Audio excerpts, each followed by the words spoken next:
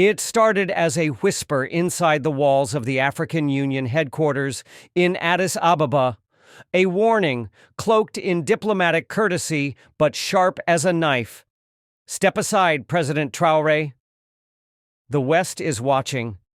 The words reached him through Kamala Harris's emissaries, who spoke of global order, economic cooperation, and the unpredictable consequences of resisting the tide. But Ibrahim Traoré didn't flinch. Back in Ouagadougou, the air was thick with tension. The young revolutionary-turned-president stared across the table at his advisors. "They want me to kneel," he said, voice low and unshaken. "But we didn't come this far to surrender our future." The message from Washington came with layers: public praise, private pressure, and at the center of it all was Vice President Kamala Harris, dispatched as the White House's quiet negotiator, the face of diplomacy with a steel spine. She knew how to smile while drawing red lines. Traoré, however, wasn't like other African leaders. He refused IMF loans. He banned foreign mining contracts without full transparency. He spoke of African unity not as a dream, but as an imminent revolution, and that terrified people. In a secure video call arranged under full encryption, Kamala Harris finally confronted him directly. Her tone was calm but firm. "President Traoré, Burkina Faso's current path isolates it from partners who want to help. If you continue this course, there will be consequences." Traoré's response was a slow, deliberate pause. Then, "Africa has been helped enough, Madame Vice President. Now, we help ourselves." The call ended. The silence that followed was deafening. In the weeks that followed, international funding mysteriously stalled. UN peacekeeping support slowed. Sanctions were whispered about in closed-door sessions. And inside Traoré's own cabinet, cracks began to show. Some ministers, fearful, career-driven, begged him to back down. But Traoré had made a decision. He would move forward. And Kamala Harris, watching from Washington, realized something unsettling. She wasn't dealing with another populist. She was dealing with a man who believed he had nothing left to lose. This wasn't going to be a negotiation. It was going to be a clash of worlds. The economic noose began to tighten around Burkina Faso faster than anyone had predicted. Within days of Traoré's refusal, international financial systems flagged the country as a high-risk state.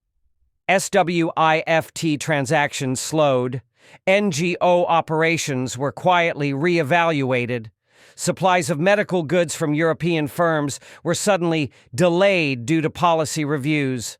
And then came the IMF ultimatum: comply with regulatory reforms, meaning open the door to Western oversight, or lose $180 million in emergency relief funds.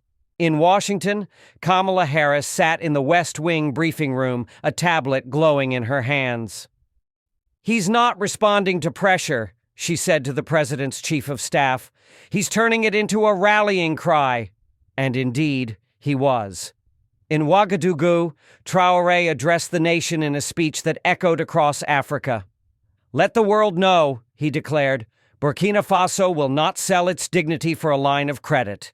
They sanctioned us, but they woke us. We are not alone. We are 1.4 billion strong." It was a declaration of defiance, one that immediately went viral across African social media platforms. Youth movements in Mali, Guinea, and Niger began reposting his speech with hashtags like #AfricaRises and #NoMoreChains.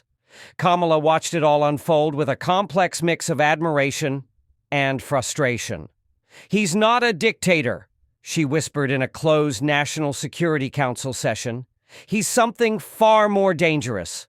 A symbol." Behind the scenes, intelligence reports painted a picture that concerned her even more. Traoré had begun forming quiet alliances, not with conventional allies, but with non-aligned states. Iranian diplomats had met with his envoys. Russian energy consultants were sighted in Bobo Dioulasso. Chinese investment agents made unannounced visits. "He's building a parallel order," Harris concluded. not just for Burkina Faso, for Africa. In response, a more covert strategy took shape. A new task force, jointly led by state and defense, was approved. Operation Mosaic. Its mission? Disrupt Traoré's growing network without open confrontation. Meanwhile, in Burkina Faso, food prices soared. Urban protests simmered. Members of Traoré's own cabinet began receiving anonymous threats. Some considered resigning, but Traoré remained unmoved. He understood something Washington didn't. Suffering wasn't new to his people. Dignity was. And now that they had tasted it, they would not go back. Inside the old French-built military compound that now served as Burkina Faso's nerve center, Ibrahim Traoré stood at a long oak table surrounded by commanders and ministers. Maps were spread out before them, marked with pressure points, food shortages, border vulnerabilities.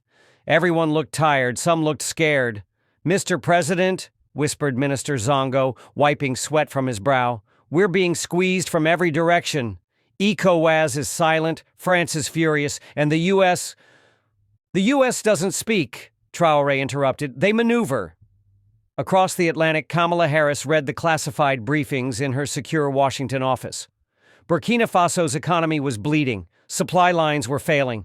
Protests were beginning to emerge in the north, some sparked by hunger, others by whispers of rebellion. "He's burning through allies," her advisor said. "Give it a few more weeks."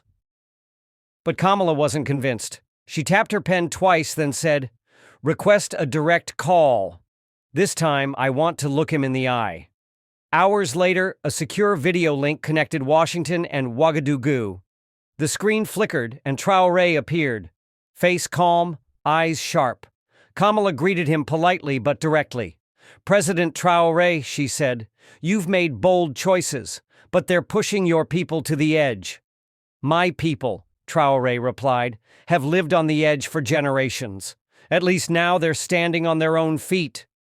"There are consequences coming," she warned.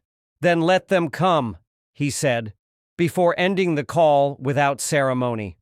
Back in Ouagadougou, the tension exploded. That same night, two senior officers, Colonel Diarra and Major Sankon, vanished, defected. Rumors swirled that they had boarded a plane bound for a U.S.-friendly nation. In Washington, Kamala's aides celebrated. "The crack is forming," they said. But Traoré didn't panic. Instead, he made a move no one expected. He summoned a gathering, not of generals but of street organizers, student leaders, and farmers' union heads. "They've taken our money, our minerals, and our men," he told them. "Now they want our will. I need yours." The response was quiet but firm. Heads nodded. A generation that had known only exploitation was now being asked to shape resistance. And far beyond the borders of Burkina Faso, in dusty towns and crowded cities, young Africans watched their screens in silence. Something was happening. While Traoré reinforced his stance publicly, Harris turned to quieter methods. From the heavily guarded U.S. Embassy in Ouagadougou, encrypted signals pulsed beneath the airwaves, subtle, surgical, and aimed straight at the fissures within Burkina Faso's military leadership. Kamala's team had identified a colonel, young, ambitious, and sidelined by Traoré's recent promotions. They offered him the old incentives: training abroad, quiet power, a future presidency perhaps. But the colonel hesitated.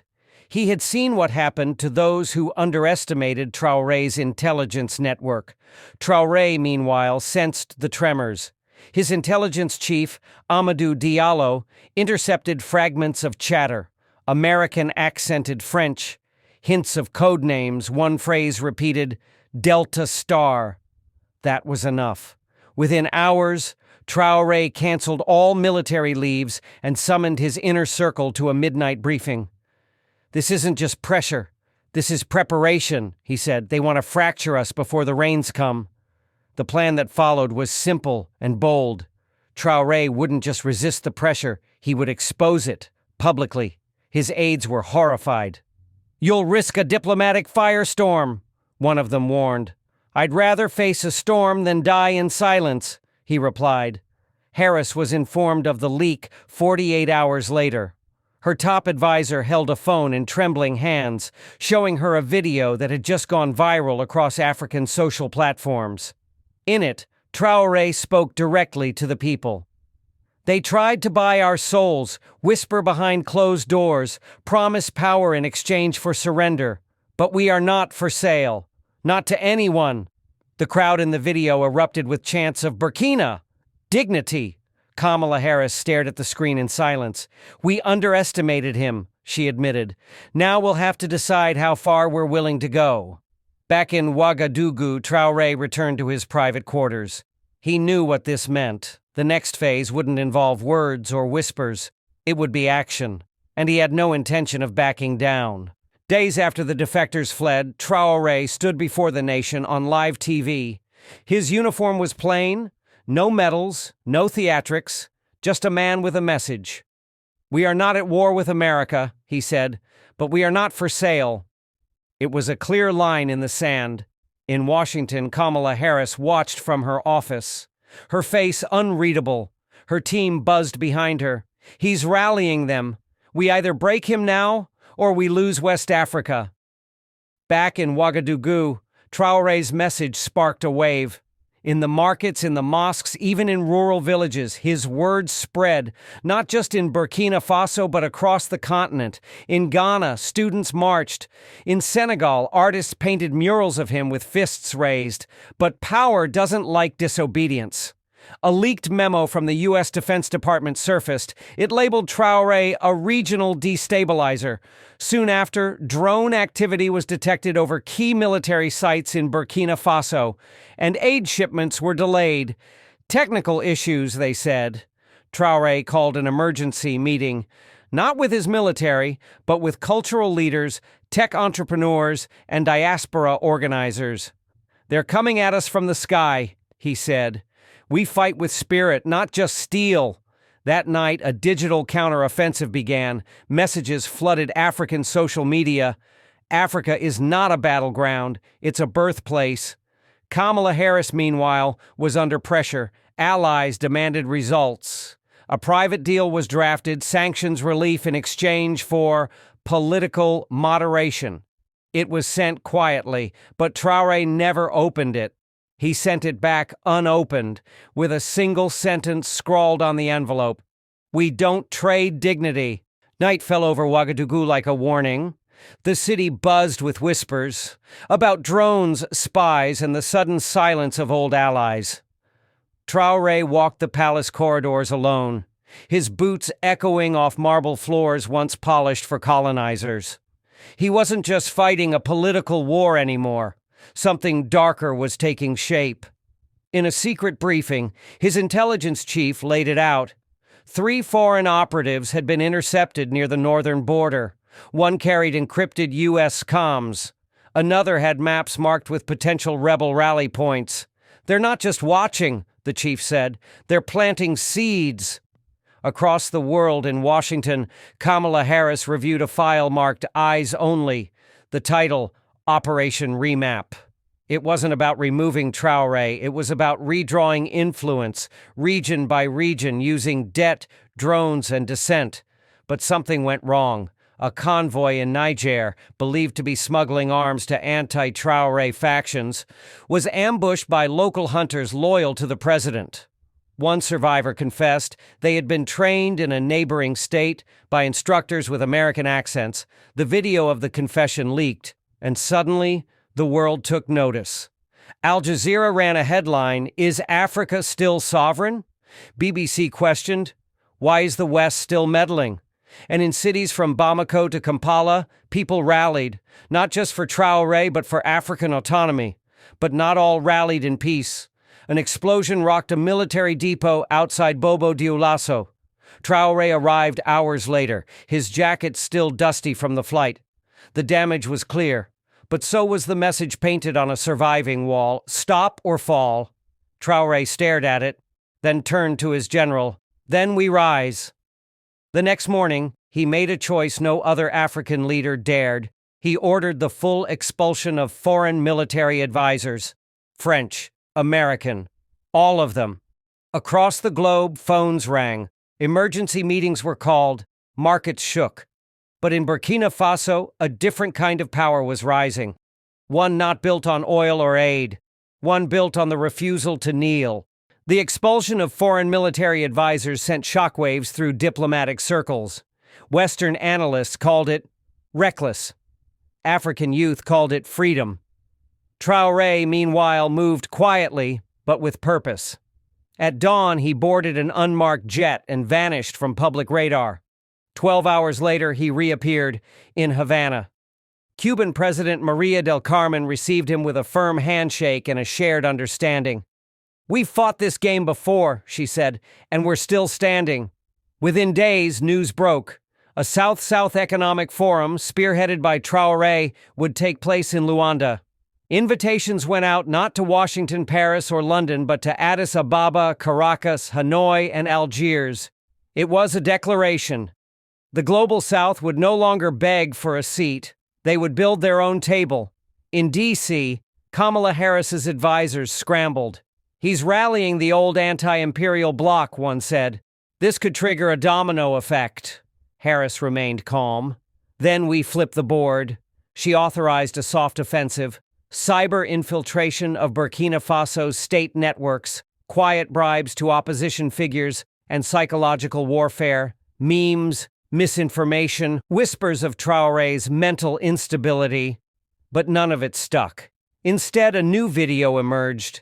It showed Traoré walking through the streets of Bissau. No guards, no convoy, just him and the people. Children ran beside him. Elders offered him blessings. The caption read, "No fear, no master." The clip went viral. Hashtags erupted across the continent. Dax Africa Unchained, Jacques Traoré Effect. We're not your pawn. Meanwhile, at the Luanda summit, something extraordinary happened. 17 nations signed a non-dollar trade pact. For the first time, an African-led coalition bypassed Western financial systems entirely. When asked why, Traoré simply said, "Because debt is modern slavery, and we won't wear chains again." The world took notice. Kamala Harris, watching from the Situation Room, clenched her jaw. "This is no longer just one man," she said. "This is a movement." And movements, she knew, are much harder to kill. 2 weeks after the Luanda Pact, something changed. The air grew tense in West Africa. Drones circled higher. Foreign NGOs quietly closed offices. Several Burkinabe generals received anonymous calls. "There's still a seat for you if you leave him now." But Traoré wasn't flinching. Instead, he visited Koudougou, his hometown. No speeches, no cameras, just a slow walk through the narrow alleys where he grew up. He met an old shoemaker who looked him in the eye and said, "If you die standing, you'll still be taller than those who live on their knees."